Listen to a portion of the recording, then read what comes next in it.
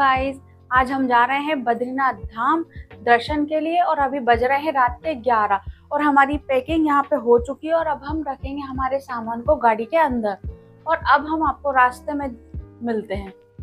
So finally guys हमारी बद्रीनाथ यात्रा शुरू होने वाली है। अभी हम अपना सारा सामान गाड़ी में रख रहे हैं और ऑनेस्टली एक्साइटमेंट अलग ही लेवल पर है। काफ़ी टाइम से इस ट्रिप का इंतज़ार था और आखिरकार हम निकल पड़े हैं देवभूमि उत्तराखंड की तरफ। और गाइस अब हम निकल चुके हैं अपने सफ़र पर। अभी रात के 11 बज रहे हैं और आज पूरी रात हमें ड्राइव करना है। नाइट ड्राइव का अपना अलग ही मज़ा होता है। रोड पर ट्रैफिक काफ़ी कम मिलता है, वेदर भी कूल रहता है और लॉन्ग ड्राइव का एक्सपीरियंस और भी पीसफुल होता है। और गाइस अब हम पहुंच चुके हैं हरिद्वार। हरिद्वार को गेटवे टू गॉड भी कहा जाता है। यहाँ से ही चारधाम यात्रा की शुरुआत मानी जाती है। हरिद्वार का नाम दो शब्दों से मिलकर बना है। हरि यानी भगवान विष्णु और द्वार यानी गेटवे। कहा जाता है कि समुद्र मंथन के समय अमृत की कुछ बूंदें यहाँ गिरी थी, इसलिए हर 12 साल में यहाँ भव्य कुंभ मेला लगता है।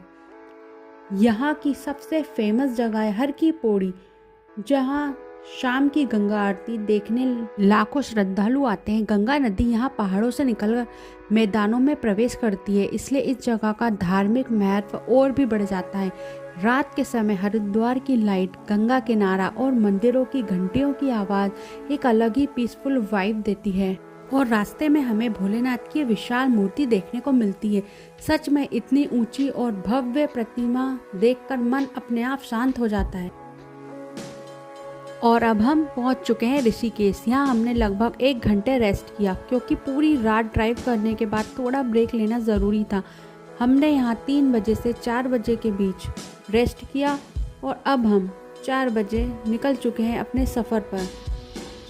ऋषिकेश को yoga capital of the world कहा जाता है। यहाँ दुनिया भर से लोग मेडिटेशन, योगा के लिए आते हैं। गंगा नदी और पहाड़ों के बीच बसा ये शहर सच में बहुत पीसफुल लगता है। और गाइस अब धीरे धीरे मॉर्निंग भी हो चुकी है। आसमान में हल्की रोशनी दिखने लगी है। माउंटेन्स का व्यू अब और भी ब्यूटीफुल लग रहा है। अब हम पहुंच चुके हैं 3 धारा। वाह, ये सनराइज व्यू देखो गाइस, पहाड़ों के बीच उगता हुआ सूरज। ऐसा लग रहा है जैसे नेचर खुद वेलकम कर रहा हो। यहीं पर हमने थोड़ी देर रुककर चाय और ब्रेड टोस्ट एंजॉय किया। कोल्ड वेदर में गर्मा गर्म चाय का मज़ा अलग ही होता है। यहाँ का व्यू ऑनेस्टली बहुत ही शानदार है।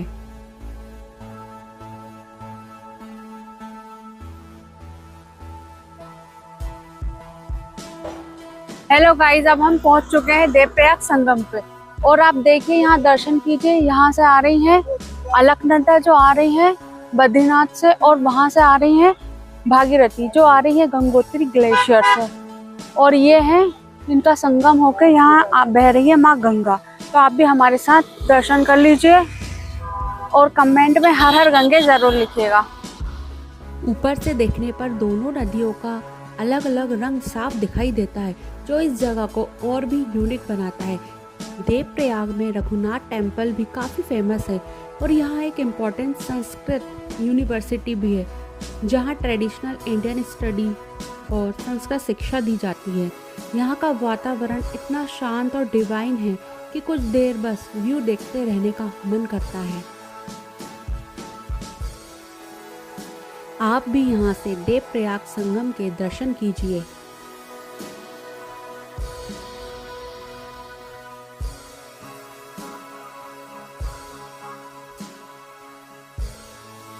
समुद्र तल से लगभग 830 मीटर की ऊंचाई पर बसा ये जगह सिर्फ धार्मिक नहीं बल्कि नेचर लवर्स के लिए भी हेवन है। जय माँ गंगे, हर हर गंगे। और अब हम पहुंच चुके हैं उत्तराखंड के श्रीनगर। ये गढ़वाल रीजन का एक बहुत इम्पोर्टेंट सिटी है। श्रीनगर पहले गढ़वाल राज्य की राजधानी भी रह चुका है। यहाँ के रास्ते काफ़ी स्मूथ हैं और आसपास माउंटेन्स और रिवर व्यू लगातार आपका सफ़र और ब्यूटीफुल बना देते हैं।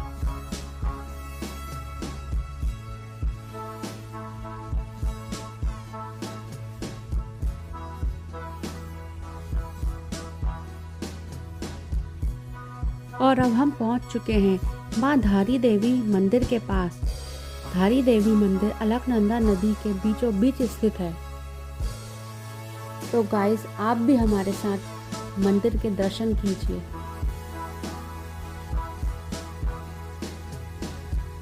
और मां अलकनंदा के भी दर्शन कीजिए। मां धारी देवी को उत्तराखंड की रक्षक देवी माना जाता है।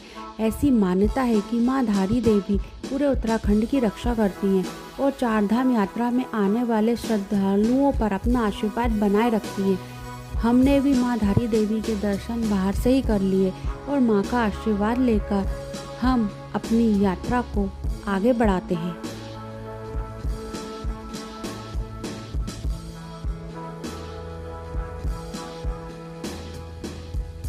और अब हम पहुंच चुके हैं मां धारी देवी मंदिर के मेन गेट के पास। यहीं से हमने मां का आशीर्वाद लिया और अपनी यात्रा को आगे बढ़ाते हैं। यहाँ से रोड कहीं कहीं नैरो है, लेकिन व्यू इतने शानदार हैं कि पूरा रास्ता एंजॉयबल लगता है।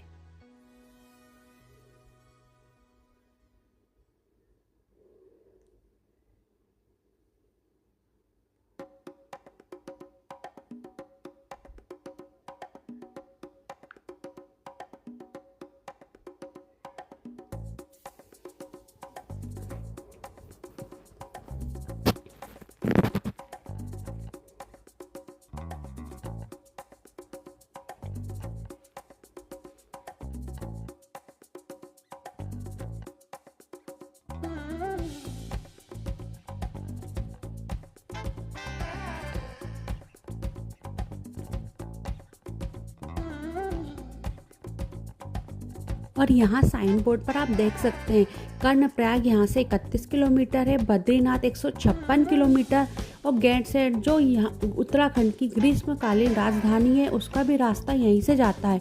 और जो जोशीमठ यहाँ से लगभग 112 किलोमीटर दूर है। और अब हमने लिया है एक छोटा सा फूड ब्रेक। हम पहुँच चुके हैं नगरासू में फेमस सरदार पकोड़े वाले के पास, जो रुद्रप्रयाग डिस्ट्रिक्ट में आता है। यहाँ हमने मिक्स पकोड़े और सोडा ट्राई किया और टेस्ट ऑनेस्टली बहुत ही अमेजिंग था। लॉन्ग ड्राइव में ऐसे छोटे छोटे फूड ब्रेक्स पूरी एनर्जी वापस ले आते हैं।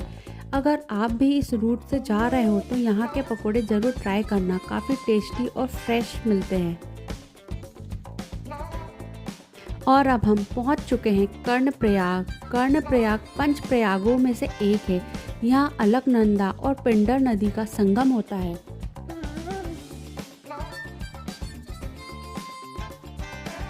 रास्ते अब और ज़्यादा माउंटेनस होते जा रहे हैं, लेकिन व्यूज़ भी उतने ही मिसमेजिंग हैं।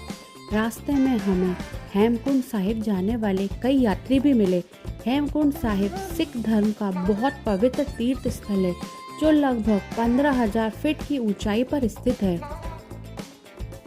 हेमकुंड साहिब और वैली ऑफ फ्लावर जाने के लिए यात्री गोविंद घाट से टर्न लेते हैं। जैसे जैसे हम बद्रीनाथ के करीब पहुंच रहे हैं, वैसे एक्साइटमेंट और भी बढ़ती जा रही है। इन विशाल पहाड़ों को देखकर मन में अलग ही उत्साह आ रहा है।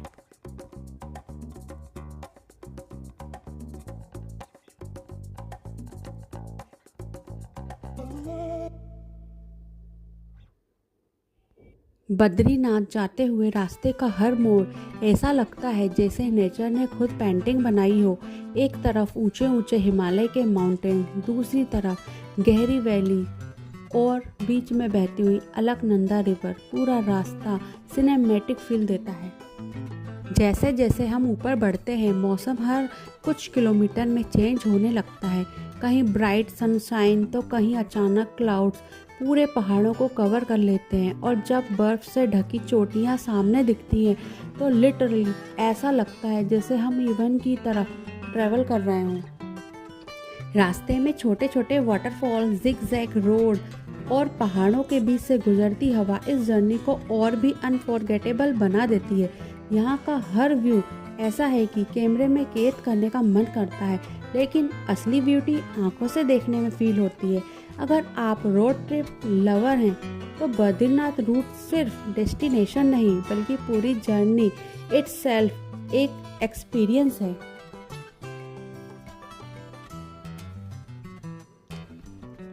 फाइनली गाइस, अब हम पहुंच चुके हैं पांडुकेश्वर। बद्रीनाथ से पहले पड़ने वाली ये बहुत ब्यूटीफुल जगह है। यहाँ हमने GMVN में स्टे बुक किया है। GMVN यानी गढ़वाल मंडल विकास निगम, जो उत्तराखंड टूरिज्म का गवर्नमेंट स्टे ऑप्शन है। लोकेशन काफ़ी अच्छी है और यहाँ से माउंटेन्स का व्यू ऑनेस्टली बहुत ही शानदार दिखाई देता है। और यह हमारा रूम और ये है रिसेप्शन एरिया।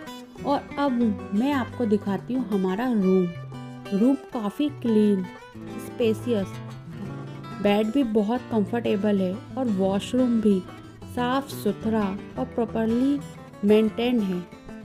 सबसे बेस्ट चीज़ है यहाँ का बालकनी व्यू।